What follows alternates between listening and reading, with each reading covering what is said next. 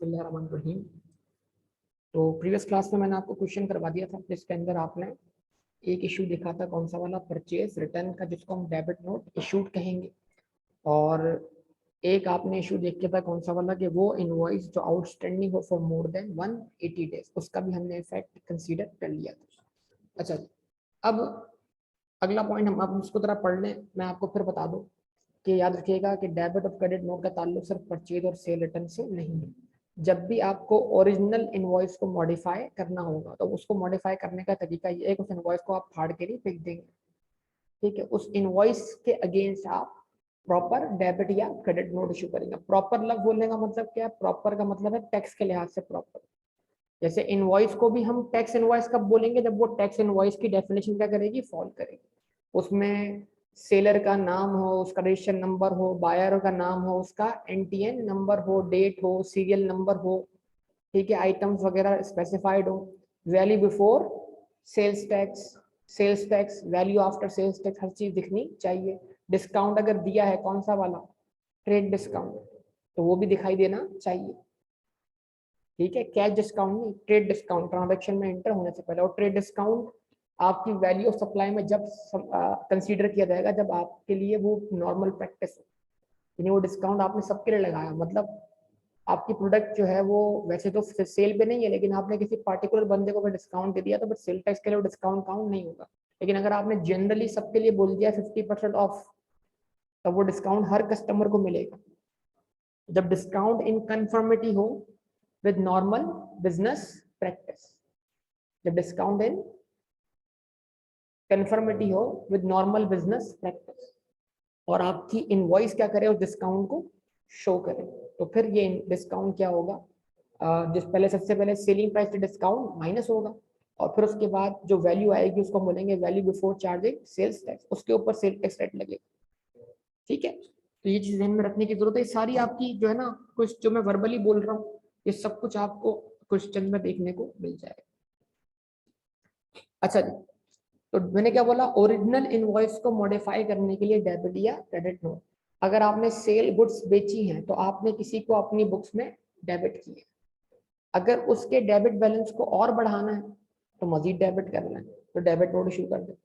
अगर उसके बैलेंस को क्या करना है? कम करना है, बैलेंस को रिड्यूस करना है, क्या कर दे? क्रेडिट नोट इशू कर दे।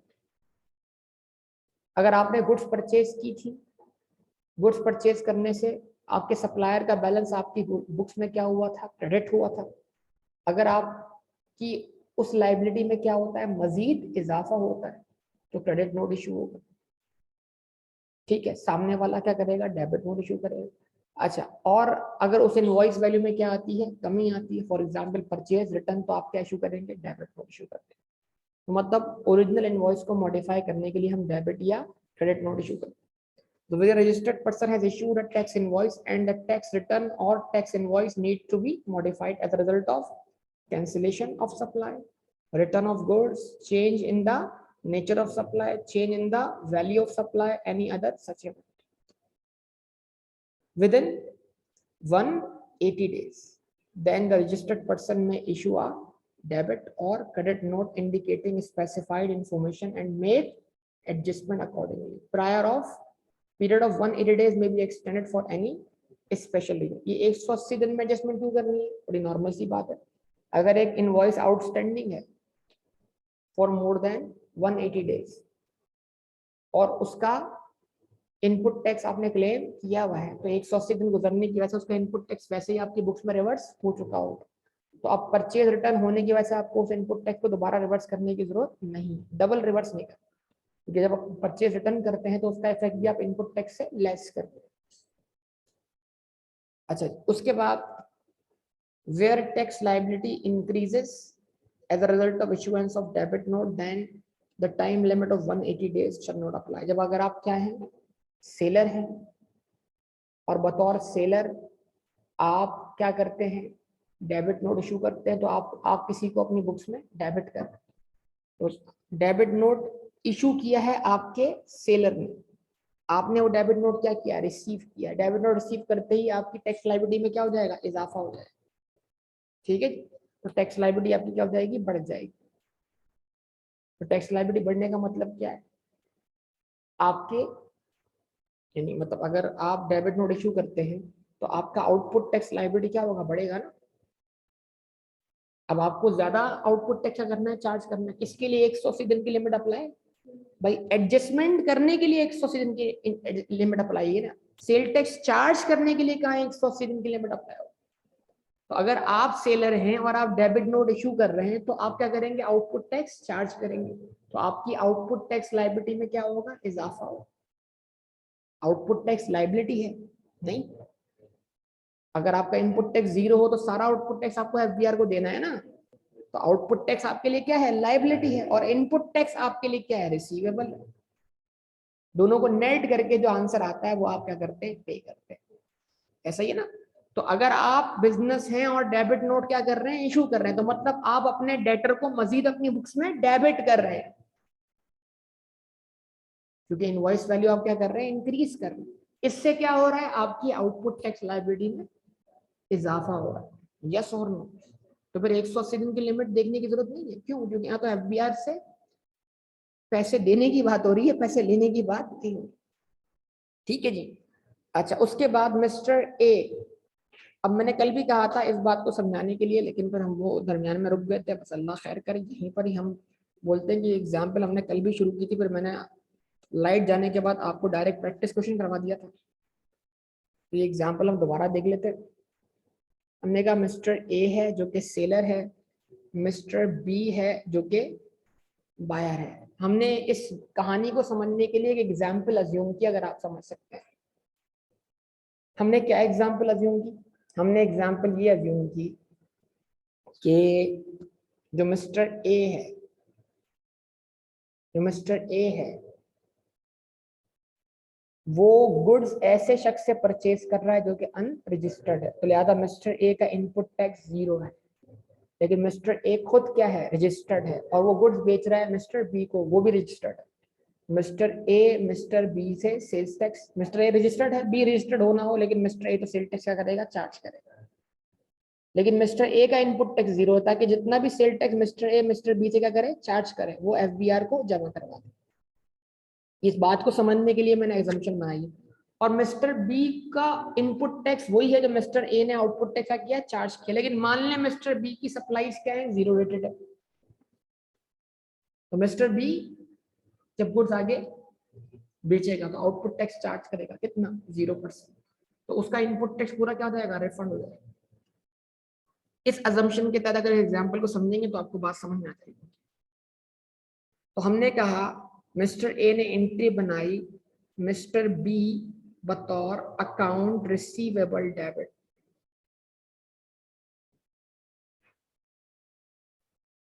ठीक है जी।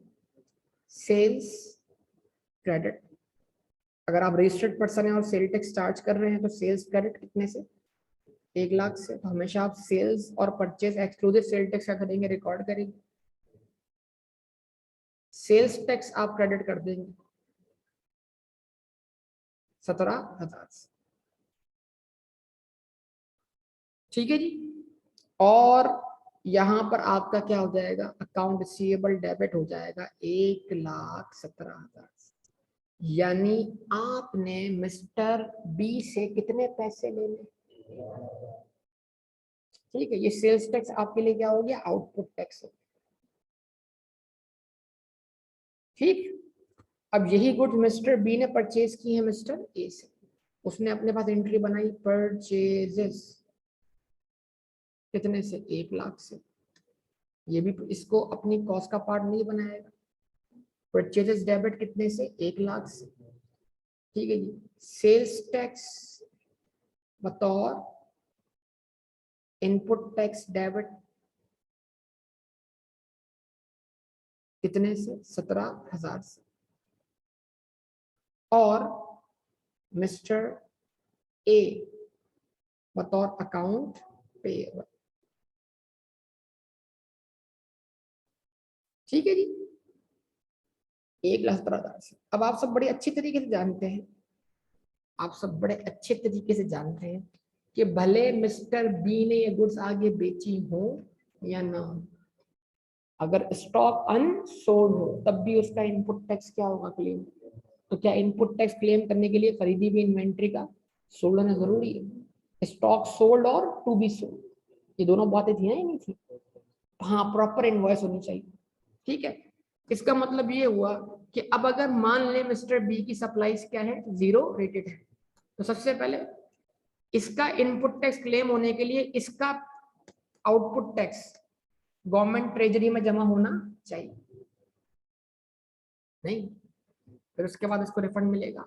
रिफंड एप्लीकेशन फाइल करने के 45 दिन के, थोड़ी देर के लिए 45 दिन वाली बात को इग्नोर करते हैं। जिधर इसने रिटर्न रिटर्न क्या कहते हैं, रिफंड फाइल किया, उधर ही इसको पैसे मिलते हैं, ये लो भाई तुम्हारे पैसे। ठीक है, यहां तक मसला।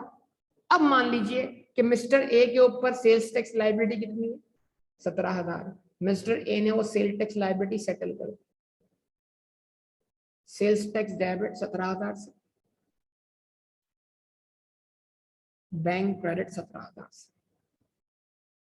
इस तरह आप मुझे बताइए मिस्टर ए से एफबीआर को या सेल्स टैक्स डिपार्टमेंट को कितना आउटपुट टैक्स कलेक्ट हो गया, और वो 17,000 मिस्टर बी का क्या है, इनपुट टैक्स। तो जब मिस्टर बी इनपुट टैक्स अपना क्लेम करने जाएगा तो उसका आउटपुट टैक्स 0 होने की वजह से वो इनपुट टैक्स क्या हो जाएगा, उसके लिए रिफंड देगा, तो लिहाजा वो उसका रिफंड लेगा और वो एंट्री बनाएगा बैंक डेबिट 17,000 से और सेल्स टैक्स बतौर इनपुट टैक्स 17,000 से। अब आप एक हैरत अंगेज बात बताओ जरा, देखो इनपुट टैक्स का जो एडजस्टमेंट है वो अक्रूवल बेसिस पे हो रहा है, आउटपुट टैक्स भी आपने अपनी जेब से पे कर देना है, भले आपको अगली पार्टी से पैसे रिसीव हुए हो या ना हो। लेकिन हाँ, आज वक्ती तौर पे मिस्टर ए की जेब पर बोझ आ गया है 17,000 रुपए का, यस और नो बोले? मिस्टर ए की जेब पे बोझ आ गया, लेकिन जब ये इनवॉइस क्या होगी, मिस्टर बी सेटल करेगा, तो मिस्टर ए की जेब में उसके दिए हुए 17,000 भी वापस आ जाएंगे और उसकी सेलिंग प्राइस भी आ जाएगी, तो मिस्टर ए का बर्डन क्या जाएगा, 0 हो जाएगा। लेकिन अगर मसला हम यहाँ पे ये क्रिएट करें कि मिस्टर बी इधर उसका आउटपुट टैक्स डिक्लेयर करवाने के बाद और उसका इनपुट टैक्स क्लेम करने के बाद मिस्टर बी को क्या है, फायदा है, सोचो कैसे। मिस्टर बी ने अभी तक मिस्टर ए को एक भी रुपया पे नहीं किया, उसने सेल्स टैक्स जो इनपुट टैक्स है जो इस 1,17,000 की लाइबिलिटी में क्या है शामिल है, वो ए को अब तक पे नहीं किया, ऐसा ही है ना।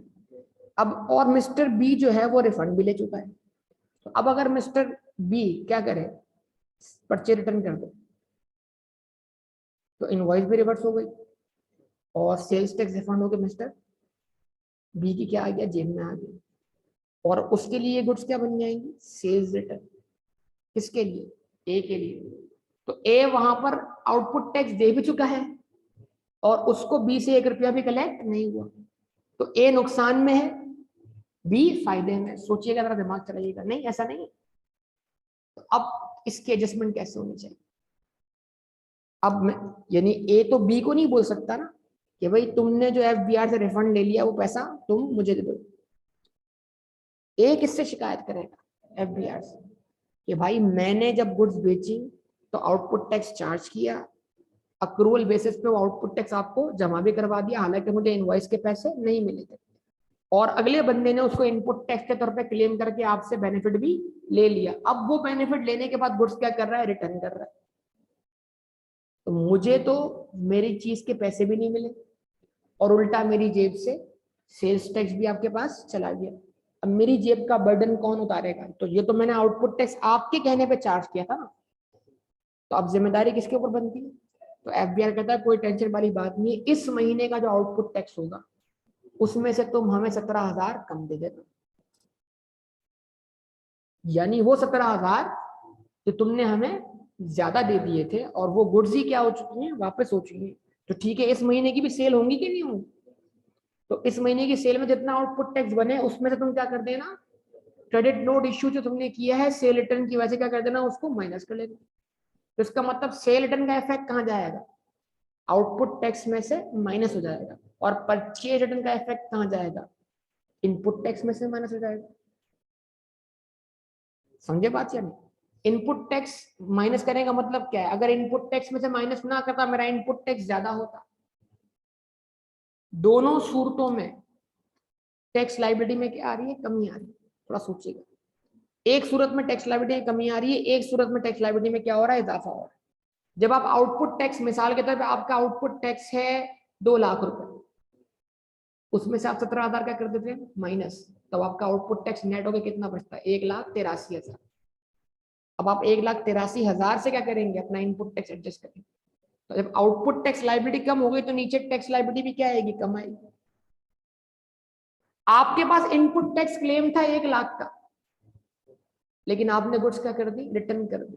तो अब उस 1 लाख में से अगर आप 17,000 क्या कर दे? माइनस कर दे, तो अब आपका इनपुट टैक्स क्लेम कम हो गया, कितना रह गया?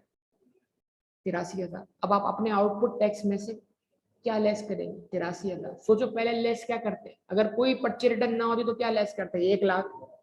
1 लाख लेस करते तो डिफरेंस कम आता है इनपुट और आउटपुट का। अब 1 लाख के बजाय 83,000 लेस करेंगे तो क्या होगा? इनपुट और आउटपुट का डिफरेंस क्या आएगा? ज्यादा है। तो इसने जो FBR 17,000 रुपए ले लिए हैं, वो 17,000 रुपए FBR को इनडायरेक्टली वापस कर रहा है। कैसे? अपने अगले महीने के इनपुट टैक्स में से 17,000 का इनपुट टैक्स कम क्लेम करके, ताकि उसके अगले मंथ का इनपुट और आउटपुट टैक्स का डिफरेंस 17,000 से क्या हो जाए? इंक्रीज हो जाए। और ये क्या कर रहा है? जो इसने सेल्स टैक्स FBR को पे किया हुआ है और इसकी जेब में पैसे भी नहीं आए, गुड्स वापस आ गए, तो ये FBR से वो पैसे वापस कैसे लेगा? अपने करंट मंथ के आउटपुट टैक्स में से 17,000 को लेस करके, ताकि इसकी टैक्स लायबिलिटी क्या हो जाए? कम हो जाए। मतलब ये 17,000 इस बार FBR को नहीं देगा।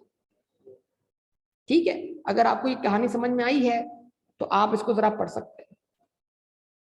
Mr. A registered person supplied goods of rupees 100,000 to Mr. B, who is also a registered person, received rupees, इसने कैश एग्जांपल दी, इसने कैश एग्जांपल दी। ठीक है, मैंने अकाउंट पेबल पे दिए जानबूझ के, क्योंकि प्रैक्टिकली ज्यादा चल रहा है उधार पर। इसने कहा receive cash rupees 1,17,000 from mister B. बहुत दिमाग चलाना है। मिस्टर ए ने गुड्स बेची मिस्टर बी को। मिस्टर ए की जेब में कितनी रकम आई? 1,17,000। इसको पहले कैश पे समझ लो, कोई टेंशन। कितनी रकम आई? 1,17,000 में 1 लाख तो उसके अपने, 17,000 किसके? FBR के। उसने FBR को वापस कर दिया। क्लियर? कोई जवाब नहीं दे रहा आपको? नहीं? पक्का? तो मिस्टर ए की जेब में कितने पैसे बचे? आए कितने पैसे थे? और आउटपुट टैक्स के तौर पर 17,000 FBR को चले। क्लियर? मिस्टर ए की जेब में ओरिजिनल पैसा वही बचा जो उसका। अच्छा, इसको हम एक काम और करते हैं ना, यहाँ पर हम इसका एक, ये मिस्टर ए और मिस्टर बी का कॉलम है ना, अगर इसको मैं इस एग्जाम्पल को इलस्ट्रेट करूं तो कैश रिसीव्ड, मिस्टर ए ने कैश रिसीव किया कितना? 1,17,000। उसमें से पेड टू, जो आउटपुट टैक्स था, पेड कर दिया किसको? FBR को। कितना? 17,000। मिस्टर ए की जेब पर कितना बोझ पड़ा? मिस्टर ए की जेब पर कोई बोझ नहीं पड़ा। क्यों? मिस्टर ए ने जो भी FBR को पे किया है वो कलेक्ट करके पे किया। मिस्टर ए की जेब में अपने सेल्स के 1 लाख रुपए बचे हुए आज। मिस्टर बी ने कैश कितना पे किया? 1,17,000। ठीक है जी। तो मिस्टर बी की जेब पे नेगेटिव इफेक्ट है कितने का? 1,17,000। लेकिन अगर मिस्टर बी ने इनपुट टैक्स रिफंड ले लिया, फॉर एग्जांपल रिफंड,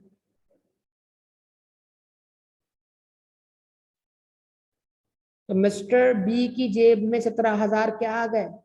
वापस आ गए। अगर रिफंड मिल जाए और मिस्टर बी की सप्लाई क्या है? 0 रेटेड है। सोचिए इस बात को जरा। तो मिस्टर बी की जेब का बर्डन क्या बना, मतलब मिस्टर बी की जेब में जो कॉस्ट पड़ी वो असल कॉस्ट क्या थी, 1 लाख रुपए, नहीं। लेकिन अगर अब मिस्टर बी ये गुड्स क्या कर दे, रिटर्न कर दे, तो मिस्टर बी मिस्टर ए से लाख रुपए मांगेगा या 1,17,000 मांगेगा? यार दिमाग बंद नहीं करो यार, चलाना चला लो बराबर मेहरबानी, कुछ दिनों की बात। मिस्टर बी अगर ये गुड्स वापस करे मिस्टर ए को, तो मिस्टर ए से कितने पैसे वापस लेगा, 1 लाख या 1,17,000? यार 1,17,000 यार, ये 1,17,000 उससे उसने उसने वो तो ये बोलेगा ना मैंने तो आपको, वो ये थोड़ी एक्सक्यूज करेगा मैंने 17,000 एफबीआर को दे दिया उससे जाके मांगो। इन दोनों का आपस का मामला तो वही रहेगा ना, इसने 1,17 पे किए, इसने 1,17 रिसीव किए, उसमें से इसने निकाल कर वो एफबीआर को पे कर दिया आउटपुट टैक्स, और इसने वो क्लेम कर लिया बतौर इनपुट टैक्स। नहीं, तो अब जब परचेज रिटर्न होती है इसकी तरफ से, तो ये कितने पैसे मांगता है इससे, ये तो वही बोलेगा ना मैंने आपको पूरे कितने पैसे दिए, मुझे नहीं पता आपने एफबीआर को पे किए नहीं किए। ये तो नॉर्मल सोचो यार, प्रैक्टिस बिजनेसमैन बन के सोचो, आपने एक बंदे को पैसे दिए, जितने दिए उतने वापस लोगे ना, तो इसका मतलब क्या हुआ, जरा समझना आप बात को तवज्जो से। तो जब इसने गुड्स वापस की, इसने कैश कितना रिसीव किया, 1,17,000, और जब इसने गुड्स वापस ली, तो इसने कैश कितना पे किया, 1,17,000। अब हुआ क्या, मसला क्या है,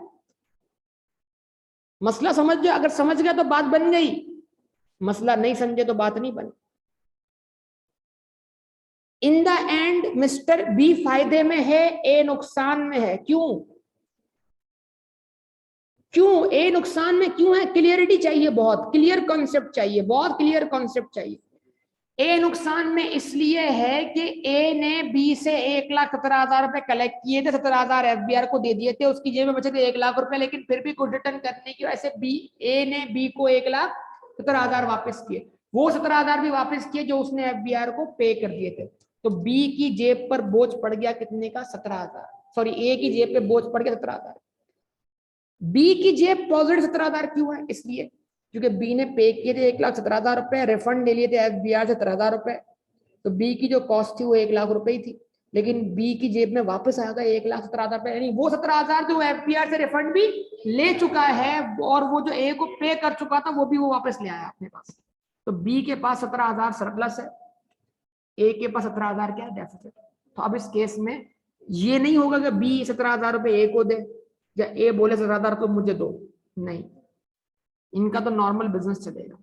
अब ये बोलेंगे क्योंकि इसके पास एफबीआर का इनपुट टैक्स क्लेम किया हुआ ज्यादा है, तो अब इसके ऊपर जिम्मेदारी बनती है कि ये एफबीआर को ये पैसे वापस करे। कैसे, तो जब बी अपने अगले मंथ का रिटर्न फाइल करेगा, तो उसमें वो अपने इनपुट टैक्स क्रेडिट को 17,000 से कम कर देगा, इन्हें वो कम क्लेम करेगा, इस तरह वो इनडायरेक्टली ये पैसे एफबीआर को वापस कर देगा। और इसको बोला है कि अच्छा भाई तुम्हारी जेब पे 17,000 का बोझ पड़ गया है, ठीक है खत्म करते हैं, कैसे खत्म करें, तुम्हारा जो अगले मंथ का आउटपुट टैक्स लायबिलिटी हो उसमें से तुम 17,000 क्या कर देना, कम कर देना, तो हमें 17,000 नहीं देना, तो इस तरह हमने तुम्हारे 17,000 तुम क्या कर दिए, वापस कर दिए। इससे वापस ले लिए इनपुट टैक्स क्लेम को रिड्यूस करके बी से, उसको वापस दे दिए, आउटपुट टैक्स रिड्यूस करवा। कॉन्सेप्ट समझ में आया कि नहीं आया? अब इसको पढ़ लें, यहां पे देखिएगा क्या कहता है, mister A a registered person supplied goods of ₹100,000 to mister B who is also a registered person, receive 1,17,000 from mister B including sales tax ₹17,000 रुपए। चल रही है एग्जाम्पल, समझ में आ रही है?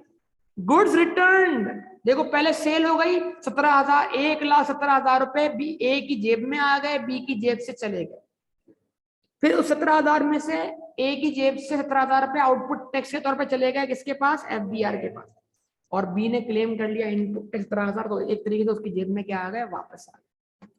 ठीक है जी, goods return to mister A, mister B will now issue debit note, तो mister A will receive debit note and in response he will issue a credit note. ठीक है जी, क्लियर है बात या नहीं? अच्छा जी, अब क्या मसला है देखिएगा, mister A has already receive 17,000 रुपए। मिस्टर ए ने जब गुड्स बेची तो लाख रुपए भी रिसीव किए और 17,000 भी रिसीव किए, लेकिन 17,000 रुपए रिसीव करके अपनी जेब में नहीं रखे, पेड टू एफबीआर, वो एफबीआर को पे कर दिया बतौर आउटपुट टैक्स। तो अब मिस्टर ए की जेब में 1,00,000 रुपया बचा। Now he will pay back 17,000 to mister B. लेकिन जब मिस्टर बी गुड्स क्या करेगा, रिटर्न करेगा, तो मिस्टर बी को उसके दिए हुए लाख रुपए भी वापस करने पड़ेंगे और 17,000 भी। तो वो 17,000 तो ये ए जो है एफबीआर को दे चुका है, तो ए की जेब पर 17,000 का बोझ क्या हो गया, बढ़ गया। तो अब चूंकि 17,000 वो 17,000 हैं जो ए एफबीआर को दे चुका है और बी को भी वापस कर रहा है। तो अब बी का क्या कहते हैं, टू मिस्टर बी, तो अब ए का काम क्या है कि इस 17,000 को वो किससे क्लेम करे, एफबीआर से। In this case mister A is allowed to deduct 17,000 from his output. इसको इजाजत है कि वो अपना आउटपुट टैक्स 17,000 से रिड्यूस करें। Mister B has already paid 17,000। Mister B ने अपना इनपुट टैक्स 17,000 दे दिया था ए को और रिक्लेम कर लिया था किससे, एफबीआर से। मिस्टर ए की जेब का बोझ क्या हो गया था, 0 हो गया था। वो क्लेम करने के बाद भी रिटर्न होने की वजह से मिस्टर बी की जेब में ए से 17,000 रुपए क्या आ गए, वापस आ गए। No he will rupees 17,000 from A, lakh रुपए भी आए, उसकी तस्करा ना नहीं हो रहा ना, 17,000 भी आए। And he is required to pay the said amount to FBI. अब चूंकि मिस्टर बी की जेब में 17,000 रुपए वो वाले वापस आ गए हैं जो एफबीआर से वो ऑलरेडी क्लेम कर चुका है या रिफंड ले चुका है। तो अब जो इजाफी 17,000 रुपए उसकी जेब में आ गए हैं, क्या करना है, उसने एफबीआर को वापस करना। वापस कैसे करेगा, अपने इस मंथ का इनपुट टैक्स कम क्लेम करके। तो in this case mister B is required to deduct rupees 17,000 from his output tax, input tax. ठीक है, अपने इनपुट टैक्स से वो कम कर देगा। भाई यहां तक किसी को कोई मसला हो तो बता दीजिए, चाहे तो आप इसको बना लें। आप तो यहां लिख देता हूं मैं, रिड्यूस आउटपुट टैक्स, यहां लिख दूंगा मैं रिड्यूस इनपुट टैक्स।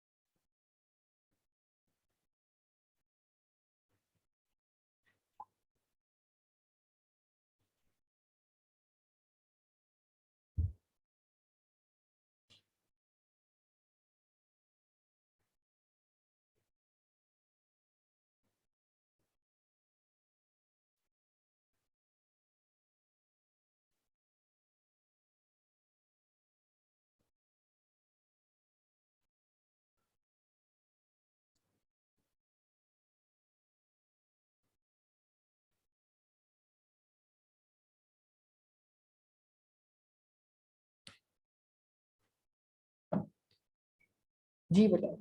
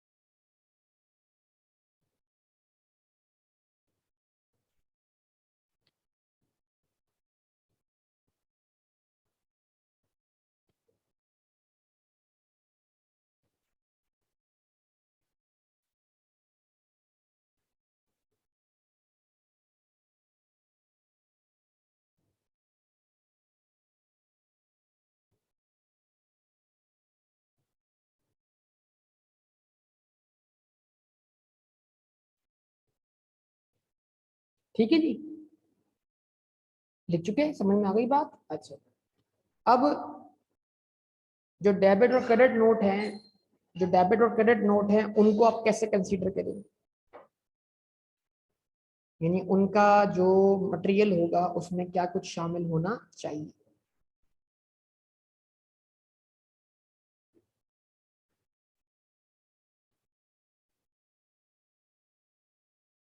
तो पेमेंट थ्रू बैंक मैं आपको पढ़ा चुका हूँ, अगर आपको याद हो, याद है ना। सिचुएशंस जिसके अंदर आप इनपुट टैक्स क्लेम नहीं कर सकते, इन एडमिसिबिलिटी ऑफ इनपुट टैक्स, ये भी आपको पढ़ा चुका हूँ।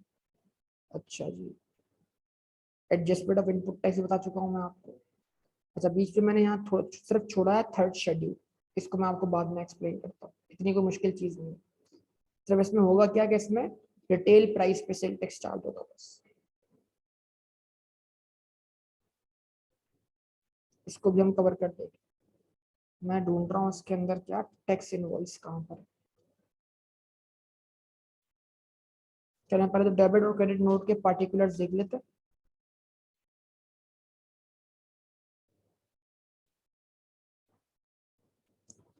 नाउ, अब जिसको हम बोलेंगे प्रॉपर डेबिट नोट और credit note, what is proper debit note credit note, जिसको आप प्रॉपर डेबिट या क्रेडिट नोट कहेंगे, वो क्या होगा। द डेबिट और credit note shall show the following particulars.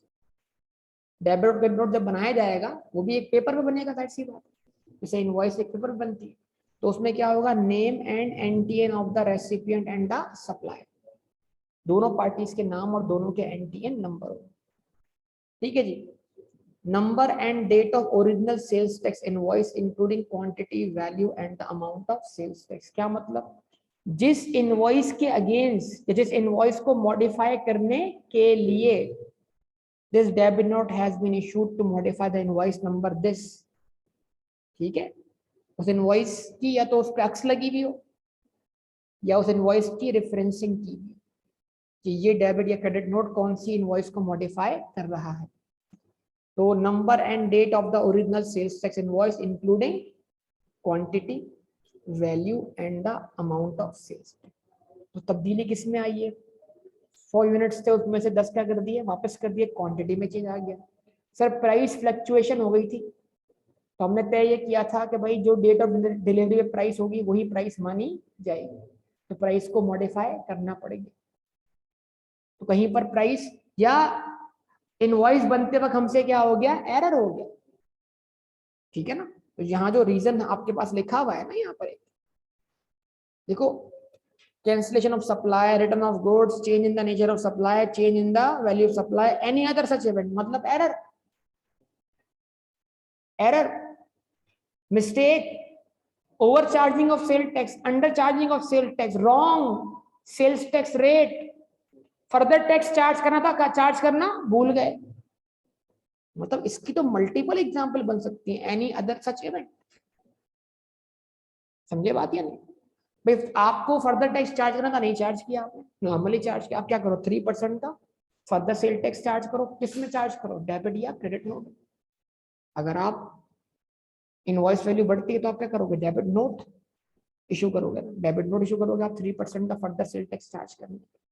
Any other such event में तो एरर, मिस्टेक्स, ओमिशंस, ठीक है, wrong rate of sales tax, ये सब कुछ इसमें आ सकता है।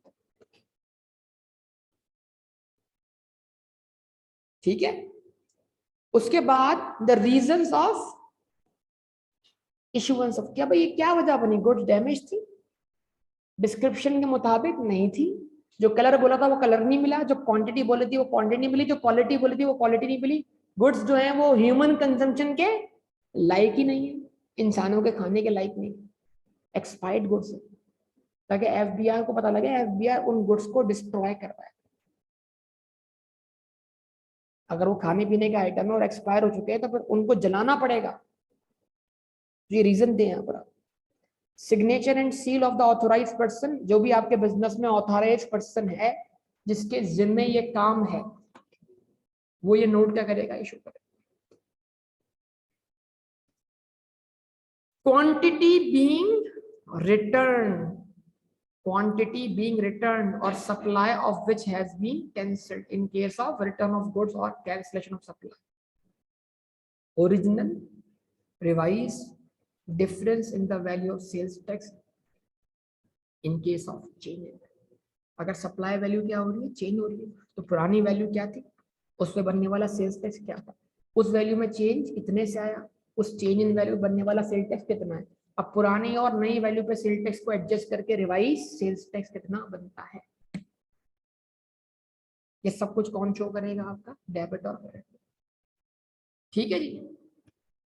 अगर बायर और सप्लायर दोनों क्या है, ये कुछ टेक्निकल गुफ्तगू है, पढ़ने को तो हम पढ़ के गुजर जाते हैं, पेपर में इतना सब कुछ भी आता नहीं है, प्रैक्टिकल क्वेश्चन भी हो जाते हैं हाँ, लेकिन जो आ गया फिर वो देखना पड़ेगा मसला, उसको हमने सही से नहीं सुना तो फिर हम उसका जवाब वहां प्रॉपर दे नहीं पाए। अगर बायर और सप्लायर, इस तरह तो कोई भी शख्स ये बोलेगा, देखिएगा मैं क्रेडिट नोट इशू कर रहा हूँ, यार मेरे कस्टमर ने मुझे गुड्स क्या कर दी, रिटर्न कर दी, ताकि मेरी आउटपुट टैक्स लायबिलिटी क्या हो जाए, कम हो जाए, नहीं तो एफबीआर बोलेगा ना भाई कॉरेस्पॉन्डिंग डेबिट नोट पहले आया होगा ना, जब तो तुमने क्रेडिट नोट इशू किया। तो अगर आपका सामने वाला जो कस्टमर है वो भी कौन है, रजिस्टर्ड है, तो सेल्स रिटर्न होने की सूरत में उसके लिए वो क्या है, परचेज रिटर्न है, तो वो डेबिट नोट इशू करेगा, आप क्रेडिट नोट इशू करेंगे।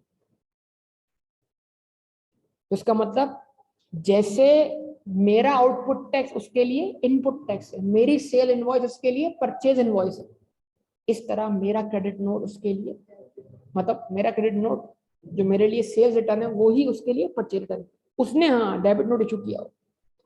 तो क्रैश सिस्टम के अंदर ये भी मैच होना चाहिए कि जो मेरा क्रेडिट नोट है वो उसका डेबिट नोट है कि नहीं। दोनों पार्टीज अपने अपने डॉक्यूमेंट्स क्या करेंगे, क्रैश में एंटर करेंगे, तो यहां भी अगर क्या आ गई, डिस्क्रिपेंसी आ गई, तो मसला हो जाएगा, फिर वही अगली 10 तारीख की कहानी शुरू हो जाएगी। ठीक है ना। हाँ, जहां पर सामने वाली पार्टी रजिस्टर्ड ही ना हो तो उसके ऊपर तो फिर प्रॉपर नोट इशू करने की जिम्मेदारी आयद नहीं होती, क्योंकि उसने अपना कौन सा इनपुट टैक्स रिवर्स करना, एफबीआर से तो रिवर्स नहीं करवाना ना उस इनपुट टैक्स, तो जाहिर सी बात है आपने ही क्या करना है, अपना आउटपुट टैक्स रिड्यूस करना है, तो कम से कम आपके ऊपर जिम्मेदारी बनेगी क्रेडिट नोट इशू करनी। तो लिखा हुआ क्या है, where the buyer and supplier both are registered person, sales tax liability is reduced as a consequence of credit note, है ना। जब मैं क्रेडिट नोट इशू करूंगा तो सेल्स रिटर्न कहलाएगा, सेल्स पर मैं आउटपुट टैक्स चार्ज कर रहा हूँ, सेल रिटर्न होने की वजह से मैं आउटपुट टैक्स कम कर दूंगा, तो मेरा आउटपुट टैक्स कम होने की वजह से मेरी सेल टैक्स लायबिलिटी में क्या आएगी, कमी आएगी। Then adjustment is only allowed where the other party, ठीक है, accepts the credit note by issuing the corresponding debit. ठीक है, सामने वाला भी एविडेंस देना कि उसने आपको डेबिट नोट क्या किया, इशू। तरतीब थोड़ी उलट लिखी हुई है, उसूल है कि पहले वहां से डेबिट नोट आया है, फिर यहां से क्रेडिट नोट गया। ठीक, उसके बाद however if a corresponding debit note is not issued by the other party, then provisional adjustment would be allowed to registered person by automated system of FBR, and he would be advised by the FBR to contact or pursue other party। इस तरह ये उलट मामला है बिल्कुल, जिस तरह cell invoice उसने इशू की थी वो मेरी परचेज इनवॉइस थी, वो उस पर मैं क्या क्लेम कर रहा था, इनपुट टैक्स, लेकिन जिसको मैं इनपुट टैक्स क्लेम कर रहा हूँ अगले बंदे ने उसको आउटपुट टैक्स के तौर पर डिक्लेयर ही नहीं किया, तो मेरा इनपुट टैक्स क्लेम जो है वो मिल तो जाएगा प्रोविजनली, लेकिन डिस्क्रिपेंसी आएगी, उसको रिजॉल्व करना है मैंने। अगली ये जो रिजॉल्व किसने करना है, बायर ने करना है जिसका इनपुट टैक्स, लेकिन सेल रिटर्न वाले केस में उलट है, सेल रिटर्न के अंदर लायबिलिटी किसकी कम हो रही है, सेलर की। तो अगर सेलर सिर्फ क्रेडिट नोट इशू कर दे और उसको सामने वाली पार्टी डेबिट नोट इशू ना करे तो सिस्टम में डिस्क्रिपेंसी आएगी ना। एफबीआर वाले बोलेंगे तो जानबूझ के लगता है अपना आउटपुट टैक्स कम कर रहा है, तो बोलेंगे दिखाओ भाई सामने वाले ने भी तुम्हें डेबिट नोट इशू किया होगा ना, तो वहां से प्रॉपर डेबिट नोट इशू करवाओ ताकि उससे प्रॉपर डेबिट नोट इंटर करवाओ। तो ये जो पॉइंट है, ये पॉइंट किसके लिए है, ये पॉइंट सेलर के लिए है कि सेलर परसुएड करे किसको, बायर को, कि तुमने गुड रिटर्न किए, तो तुम्हारा इनपुट टैक्स क्या होगा, कम होगा, तुम्हारी टैक्स लायबिलिटी में क्या होगा, इजाफा होगा। तुम्हारी तरफ तो एफबीआर को टेंशन नहीं है, लेकिन मेरी तरफ एफबीआर को टेंशन है। क्यों? क्योंकि मेरा आउटपुट टैक्स कम होगा, मेरी टैक्स लायबिलिटी में क्या होगा, कमी आएगी। तो लिहाजा एफबीआर कभी भी टैक्स लायबिलिटी में कमी इतनी आसानी से आने नहीं देगा। तो ठीक है, अगर मैंने क्रेडिट नोट इशू कर दिया है लेकिन बायर ने डेबिट नोट इशू नहीं किया, समझाओ आइए वालों को कितना डेबिट और क्रेडिट नोट चल रहा है यहाँ पर। ठीक है, अगर मैंने क्रेडिट नोट इशू कर दिया, सेल रिटर्न रिकॉर्ड कर लिया, लेकिन सामने वाले ने डेबिट नोट इशू नहीं किया, सिस्टम क्या शो करेगा, डिस्क्रिपेंसी। तो वो मेरा आउटपुट टैक्स कम तो कर देगा, लेकिन मुझे परसुएट करना होगा कि भाई तुम ये प्रूफ करो कि वाकई तुमने मुझे गुड्स क्या किए, रिटर्न। समझे? अगली 10 तारीख तक तुम भी ये डिस्क्रिपेंसी क्या कर दो, निपटा दो। समझ पा रहे हैं बात या नहीं? ठीक है जी।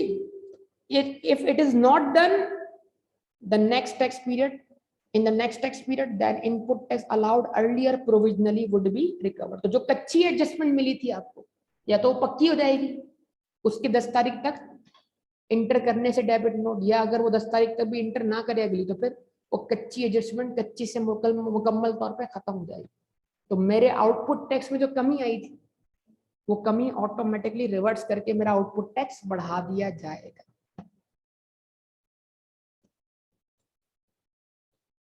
आज सबको कहिएगा, जितने भी स्टूडेंट्स हैं, कि आज वाला लेक्चर भले उन्होंने पोर्टल से सुना, डेबिट और क्रेडिट नोट के हवाले से दोबारा इस लेक्चर को सुनो। ठीक है? If other party is unregistered, ये मसला है ना यार, आपका बायर कौन है, अनरजिस्टर्ड, उसने तो कोई इनपुट टैक्स एफबीआर से क्लेम ही नहीं किया, तो उसने कोई परचेज इनवॉइस जब एफबीआर के सिस्टम में एंटर ही नहीं की। आप ही कौन थे, सेलर थे, आप ही ने आउटपुट टैक्स एंटर किया था एफबीआर, तो एफबीआर को कोई टेंशन नहीं, क्योंकि जब अगली पार्टी ने इनपुट टैक्स क्लेम ही नहीं किया हुआ, तो एफबीआर ने उसका इनपुट टैक्स उससे रिवर्स तो नहीं करवाना। तो अगर आपने आउटपुट टैक्स चार्ज किया हुआ है और अगर आज आप क्रेडिट नोट इशू कर देते, तो एफबीआर मान लेगा उस क्रेडिट नोट, यानी उसको एफबीआर क्या मान लेगा, सेल्स रिटर्न मान लेगा आपकी, उससे आपकी आउटपुट टैक्स लायबिलिटी क्या हो जाएगी, कम हो जाएगी। ठीक है जी। तो if other party is unregistered, then adjustment shall be made only by the registered person on the basis of credit और डेबिट नोट इशूड बाय। अगर अगली पार्टी अनरजिस्टर्ड है, तो फिर वही पार्टी एडजस्टमेंट बनाएगी जो कि रजिस्टर्ड। तो अगर आप बतौर सेलर रजिस्टर्ड है और आपका बायर कौन है, अनरजिस्टर्ड, तो आप क्या करेंगे, क्रेडिट नोट इशू कर देंगे, उसको सिस्टम में एंटर कर देंगे, अपना आउटपुट टैक्स लायबिलिटी का कर देंगे, कम कर देंगे। सही है? Where such goods are subsequently supplied, ठीक है, वो गुड्स जो आपने बेची थी, आउटपुट टैक्स चार्ज किया था, रिटर्न हो गई थी, आपने आउटपुट टैक्स लायबिलिटी क्या कर दी, रिवर्स कर दी। अब दोबारा वही गुड्स वापसी होने के बाद आप किसी और कस्टमर को बेच दें, तो क्या आप दोबारा आउटपुट टैक्स चार्ज करेंगे? यस, बिल्कुल चार्ज करेंगे, क्योंकि उसका आउटपुट टैक्स आप रिवर्स भी तो कर चुके। तो where such goods are subsequently supplied, then sales tax shall be charged in the normal manner। ठीक है?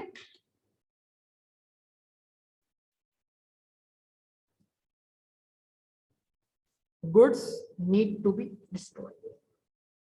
वही बात, रिटर्न गुड्स काबिल नहीं है कि इस्तेमाल हो सके। Where such goods are returned by the buyer or on the ground that the same are unfit for consumption and are required to be destroyed, then the same shall be destroyed under the supervision of sales tax department, and the input tax credit in respect of goods so destroyed shall not be admissible।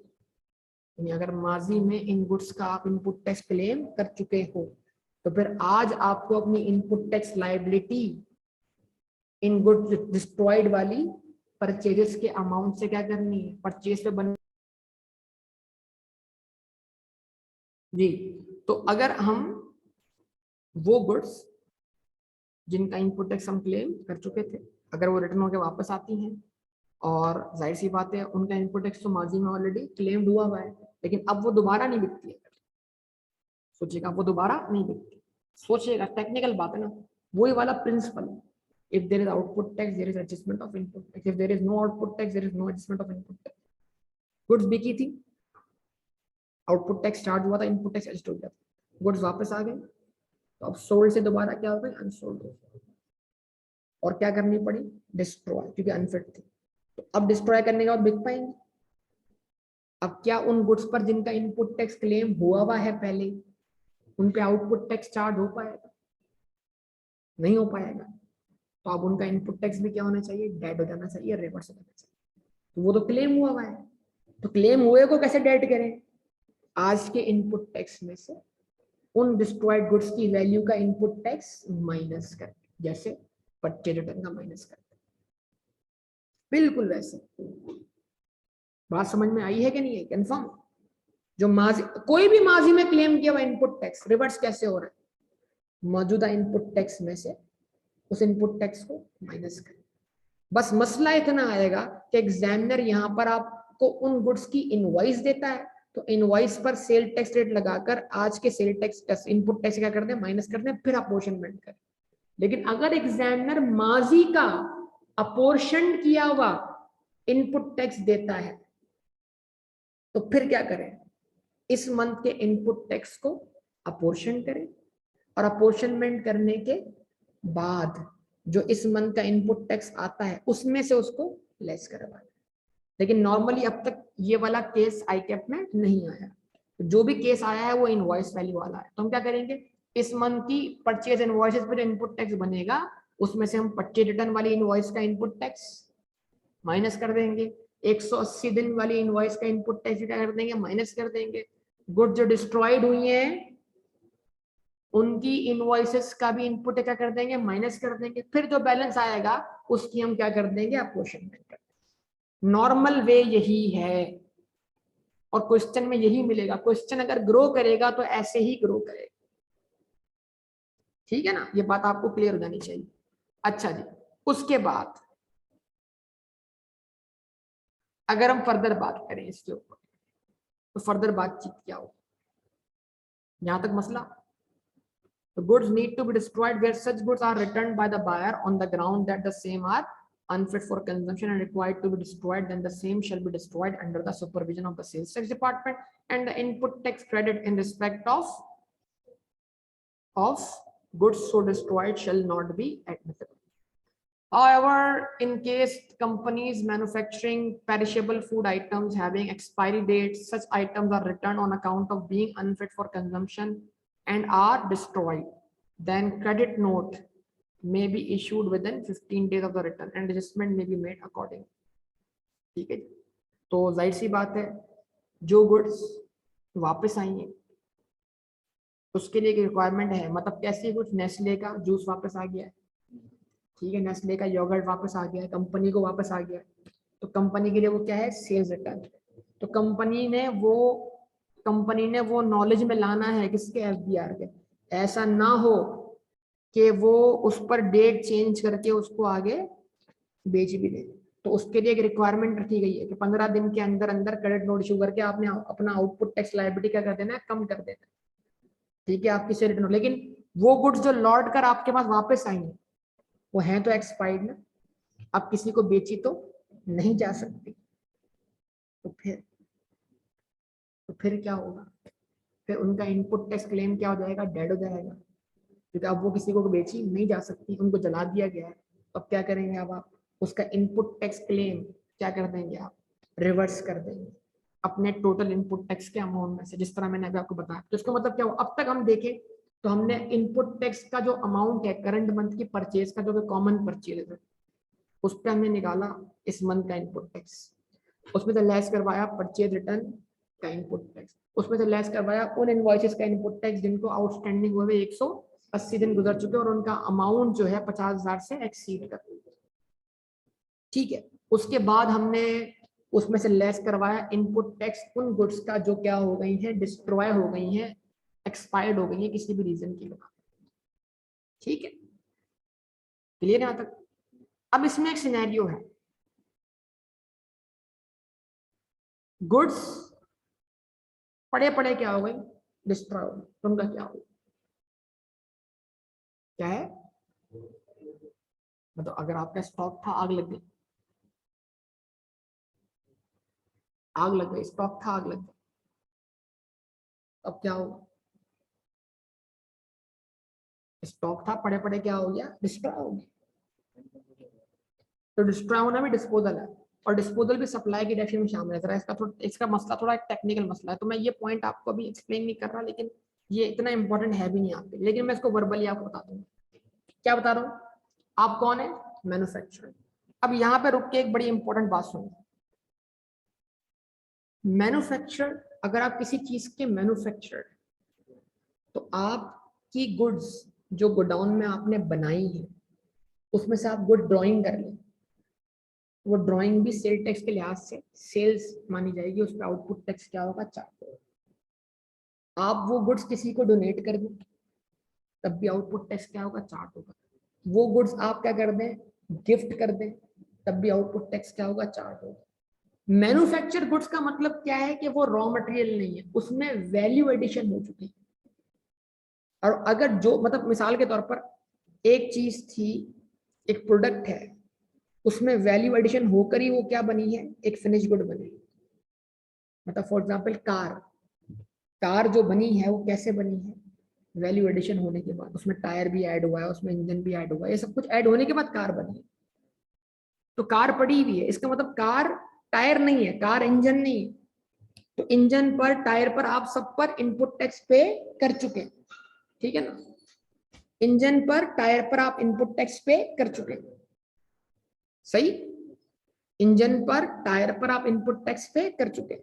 अब car बनी हुई, तो car के अंदर क्या हुआ है? उसको इंजन से कार बनाने के लिए आपकी जेब से पैसा लगा है, वो पैसा लगा है, तो वैल्यू ऐड होने के बाद क्या बनी है? कार बनी है। तो जो वैल्यू एडिशन हो चुकी है वो सब्जेक्ट टू क्या है? Sales tax. तो मैन्युफैक्चरर जब भी उसकी इन्वेंट्री से गुड्स क्या होंगी? विड्रॉ होंगी। जब भी उसकी इन्वेंट्री से गुड्स क्या होंगी? ड्रॉइंग होंगी।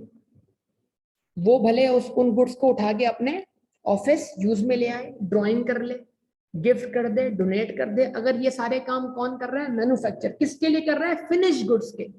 फिनिश गुड्स वो गुड्स हैं जो वैल्यू एडिशन के बाद है। तो इसका मतलब वो परचेज वैल्यू नहीं है, वो इकोनॉमी के अंदर वैल्यू एडिशन होने के बाद की वैल्यू।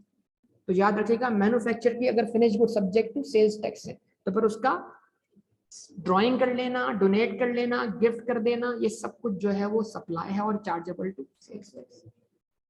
ये पॉइंट मैं आगे और भी तफसील समझाऊंगा, लेकिन ये पॉइंट मैंने इस पॉइंट पे इसलिए बता दिया ताकि आपको, तो अगर मैन्युफैक्चरिंग गुड्स हैं, फिनिश गुड्स जो कि वैल्यू एडिशन होने के पड़े पड़े क्या हो गए, तो अगर मैन्युफैक्चर उस पे आउटपुट टैक्स चार्ज कर दे तो इनपुट टैक्स क्लेम कर सकता है।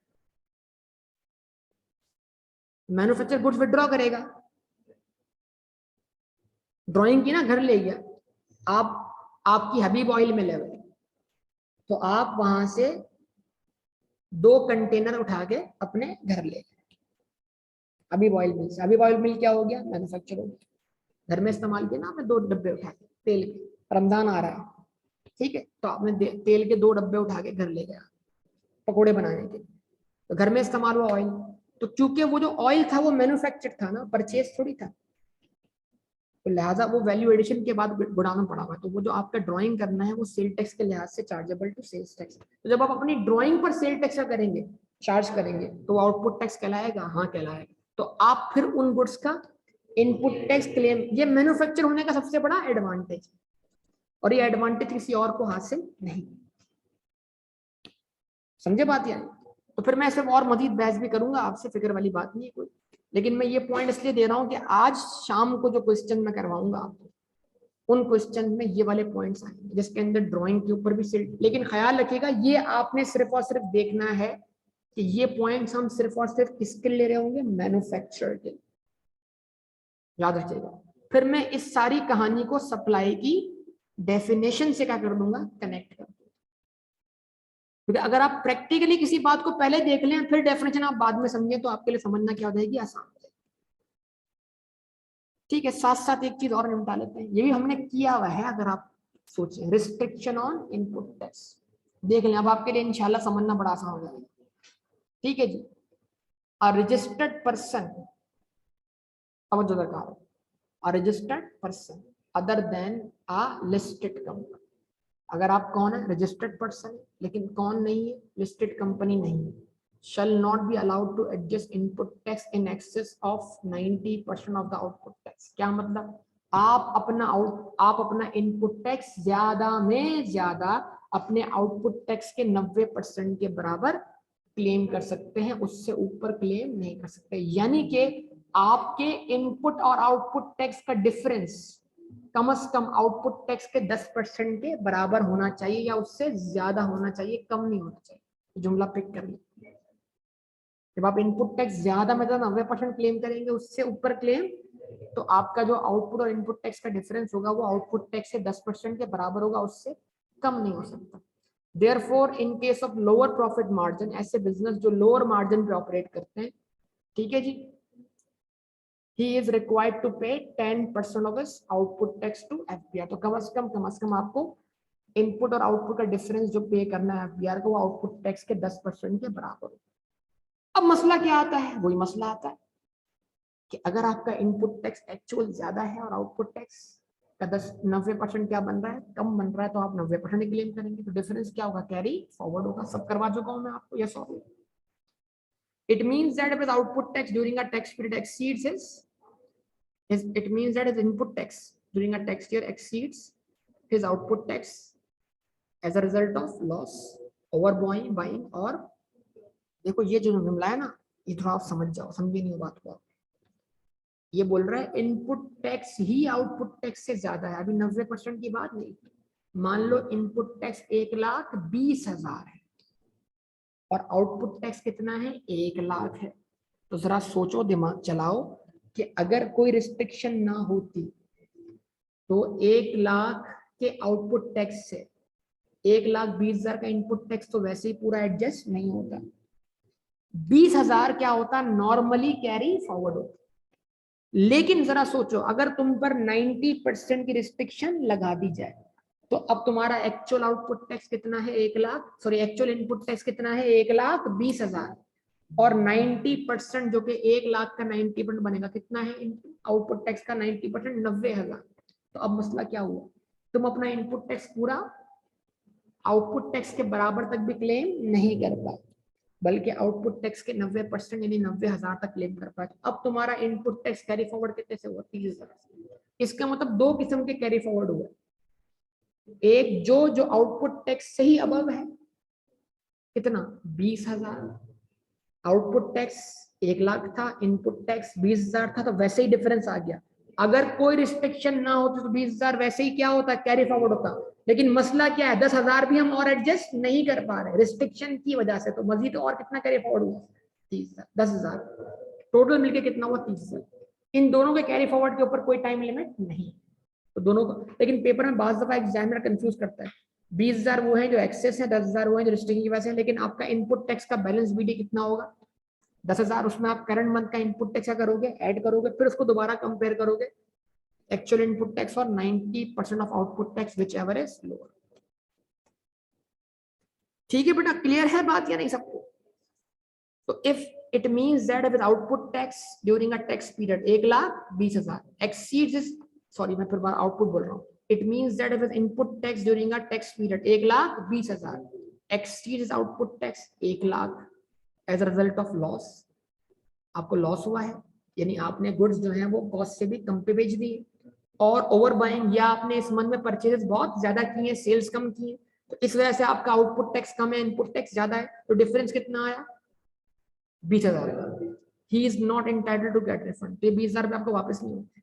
इंस्टेड, बल्कि इसके बजाय, ही विल पे,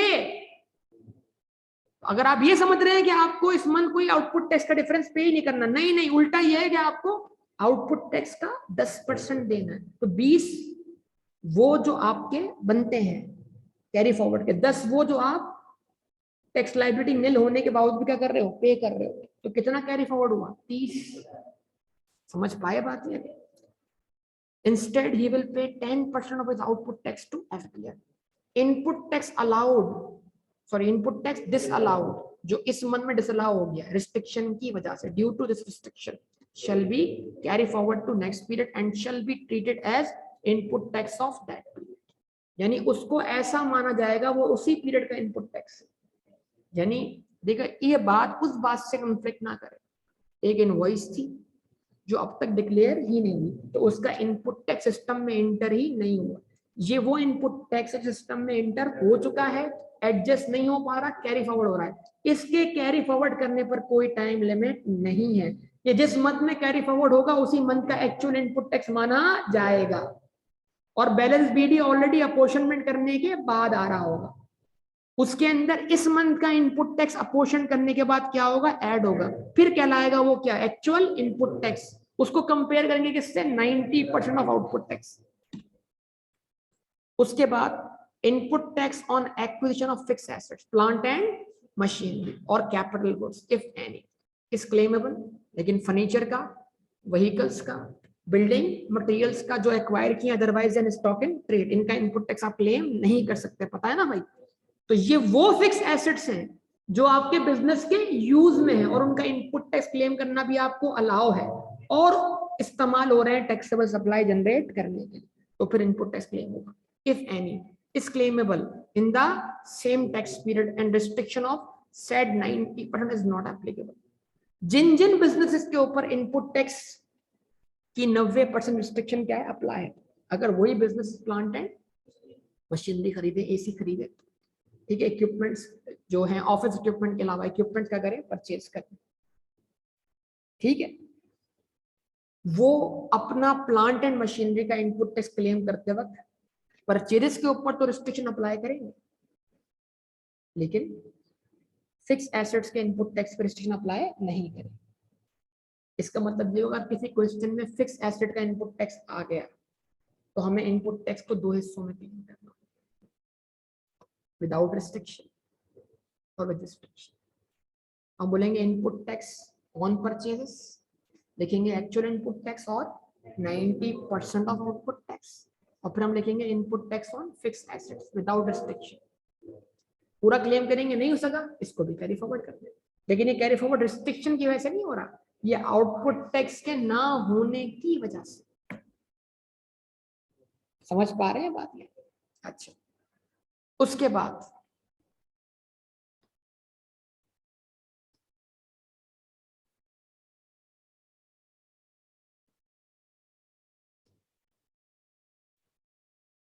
उसका मतलब ये वो इस लाइन का मतलब क्या है, वो बिजनेसेस जिनके ऊपर जनरली तो 90% रिस्ट्रिक्शन अप्लाई होती है, लेकिन उन्हीं बिजनेसेस के ऊपर फिक्स एसेट्स के मामले के अंदर रिस्ट्रिक्शन अप्लाई नहीं होगी।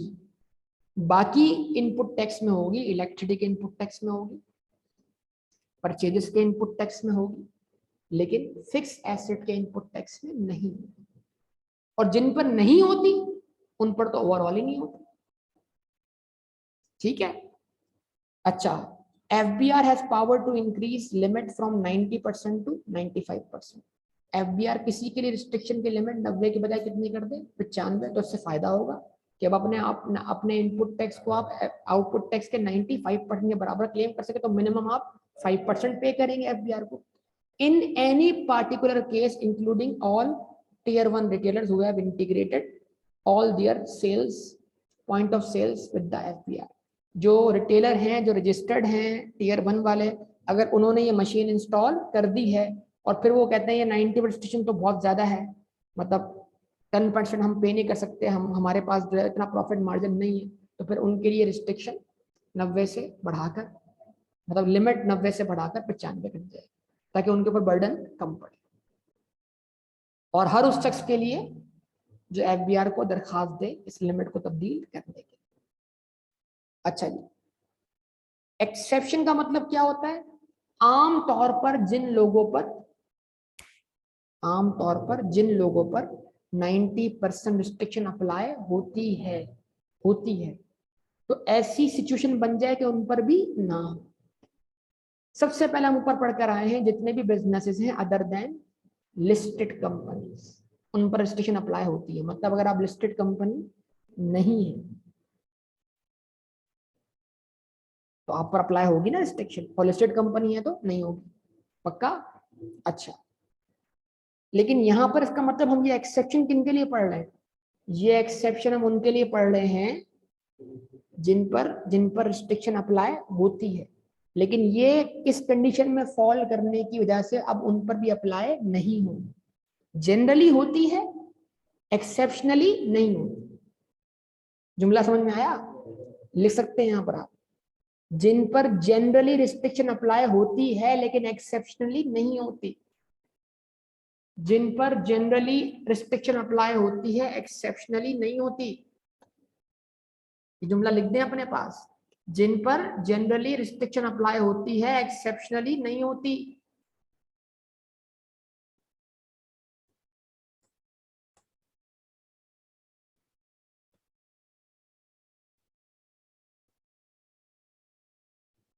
ठीक है जी, पक्का?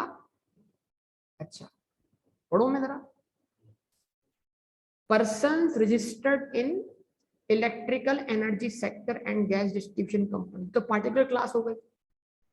यानी अगर आप कौन है, के इलेक्ट्रिक हैं, आप कौन है, सुई गैस हैं।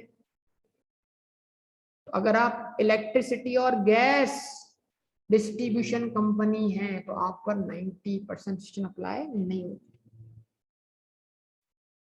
ऑयल मार्केटिंग कंपनीज, अगर आप शेल हैं, पीएसओ हैं, कार्लटेक्स है, बाइको है, जो भी petroleum refineries and Pakistan Steel, इन पे भी नहीं होती। ऊपर लिखा हुआ है अगर आप लिस्टेड कंपनी है तो नहीं होती। अब लिस्टेड कंपनी कोई भी हो, कोई सा बिजनेस कर रही है, ठीक है। अगर आप फर्टिलाइजर मैन्युफैक्चरर, एंग्रो यूरिया है, फौजी फर्टिलाइजर्स हैं, आप रजिस्ट्रेशन अप्लाई नहीं होती। आप किसी भी प्रोडक्ट के कौन है, मैन्युफैक्चर नहीं, डिस्ट्रीब्यूटर, बतौर डिस्ट्रीब्यूटर आप पर रजिस्ट्रेशन अप्लाई नहीं होती। आप कौन है, कमर्शियल इंपोर्टर्स। आप कौन है, कमर्शियल इंपोर्टर, यानी आप बाहर से गुड्स इंपोर्ट करके एज इट इज क्या करते हैं, बेच देते हैं। तो समझिएगा जरा, जुमला पिक कीजिएगा, बतौर कमर्शियल इंपोर्टर अप्लाई नहीं होगी, लेकिन उसमें एक लिमिट दी गई है। अगर आपकी कमर्शियल इंपोर्ट, सुनिएगा बात को बेटा, अगर आपकी कमर्शियल इंपोर्ट्स आपकी टोटल परचेजेस का मोर देन 50%, क्या है, आवाज नहीं आ रही बेटा, आपकी कमर्शियल इंपोर्ट्स जिस पर आप 3% मिनिमम वैल्यू एडिशन का देंगे, टैक्स देंगे, इंपोर्ट स्टेज पर कितना टैक्स देंगे, 20%। अगर वो कमर्शियल इंपोर्ट्स आपकी बाकी परचेजेस को मिलाकर टोटल टैक्सेबल परचेज का, जिन पे आपने सेल टैक्स या इनपुट टैक्स पे किया है, उसका 50% क्या बनता है, ज्यादा बनता है, तो फिर आपकी बाकी परचेजेस के ऊपर भी रिस्ट्रिक्शन अप्लाई नहीं होगी। कमर्शियल इंपोर्ट पे तो वैसे ही नहीं होगी। यानी ये जुमला पता है क्या है, कमर्शियल इंपोर्ट का होना आपकी बाकी परचेजेस के इनपुट टैक्स को रिस्ट्रिक्शन लगने से बचा देगा। कब? जब कमर्शियल इंपोर्ट्स आपकी टोटल परचेजेस का मोर देन 50%। कमर्शियल इंपोर्ट वैसे तो खुद बची भी है, कमर्शियल इंपोर्ट पे खुद कोई रिस्ट्रिक्शन नहीं है। कमर्शियल इंपोर्ट का इनपुट टैक्स आप पूरा क्लेम कर सकते हैं, या फिर अगर वो इनपुट टैक्स ज्यादा है और आउटपुट टैक्स कम है तो आप कैरी फॉरवर्ड कर देंगे। समझ रहे हैं बात को? तो कमर्शियल इंपोर्ट्स पे तो वो रिस्ट्रिक्शन अप्लाई है ही नहीं। ये पॉइंट लिखा हुआ इस तरीके से कि कमर्शियल इंपोर्ट्स का होना आपकी बाकी नॉर्मल परचेजेस के इनपुट टैक्स के ऊपर आपको 90% रिस्ट्रिक्शन लगने से बचा लेगा। कब? जब आपकी कमर्शियल इंपोर्ट्स आपकी टोटल टैक्सेबल परचेजेस का, जो कि चार्जेबल टू सेल्स टैक्स है, जिसपे आप इनपुट टैक्स पे करके आए हैं, उसका मोर देन 50%। समझे बात? यानी तो commercial importers provide the value of import subject to 3% value addition, tax exceeds 50% of the value of all taxable purchases in a tax period. उसके बाद number 6, persons making zero rated supplies. आवाज नहीं आ रही बेटा, जाग जाओ, बस आखिरी 4 लाइन है, खत्म करता हूं मैं।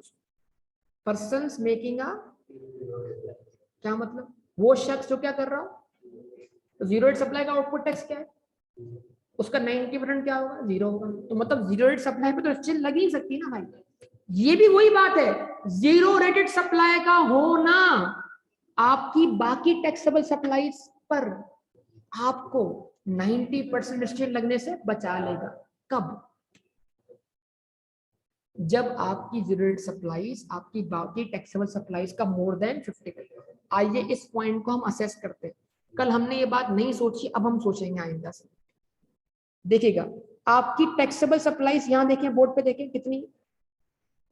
अरे भाई जवाब दो ना, कितनी है? 6 मिलियन है। बोले, कैलकुलेटर पे टाइप करें 6 मिलियन। 6 मिलियन टाइप किया। आपकी जीरो रेट सप्लाईज कितनी? 2.5 मिलियन। अब 6 और 2.5 को प्लस कर, तो what is your total taxable supplies exempt supplies को छोड़कर? 8.5 मिलियन। पक्का? कल इस क्वेश्चन में हमने 90% कंसीडर की है ना, लेकिन हमने ये एनालिसिस नहीं किया कि क्या जीरो रेट सप्लाई का होना हमारी बाकी सेल्स टैक्स का, जिसके ऊपर हम आउटपुट टैक्स चार्ज कर रहे हैं, ये इसका 90% लगने से हमें बचा सकता है या नहीं? तो बचा सकता था अगर अगर ये एक्सपोर्ट्स जो कि 2.5 मिलियन है, ये 8.5 मिलियन का मोर देन 50% होगी, तो हम ये रिस्ट्रिक्शन यहाँ कंसीडर ही नहीं करते, लिखते ही नहीं हम इसमें। लेकिन क्योंकि 2.5 मिलियन 8.5 मिलियन का कैलकुलेट कर लें, 50% से एक्सीड नहीं करता, लिहाजा रिस्ट्रिक्शन अप्लाई होती है। तो कमर्शियल इंपोर्ट्स का होना आपकी बाकी टैक्सेबल परचेज पर बनने वाले इनपुट टैक्स के ऊपर लगने वाली रिस्ट्रिक्शन को आपसे बचा सकता है। अगर आपकी कमर्शियल इंपोर्ट्स आपकी टोटल टैक्सेबल परचेज का मोर देन 50%, तो पहला क्राइटेरिया। दूसरा क्राइटेरिया, अगर आपकी पास जीरो रेट सप्लाईज है तब भी आप इस रिस्ट्रिक्शन को लगने से बच सकते हैं। अगर आपकी जीरो रेट सप्लाईज आपकी टोटल टैक्सेबल सप्लाईज का मोर देन 50% नहीं है, तो फिर रिस्ट्रिक्शन अप्लाई होगी। किस पर? नॉर्मल सप्लाईज पर। जीरो रेट पे तो वैसे भी नहीं हो सकती। क्या ये बात सबको क्लियर है? ठीक है जी। थर्ड शेड्यूल आइटम की बात मैं नहीं करूंगा अभी, मैंने आपको पढ़ाई नहीं। सीएनजी डीलर्स और पेट्रोल डीलर पे अप्लाई नहीं होती। टेलीकम्युनिकेशन, पीटीसीएल, यूफोन, वारिद, मोबिलिंग, इनके सेल्स टैक्स के ऊपर रिस्ट्रिक्शन अप्लाई नहीं।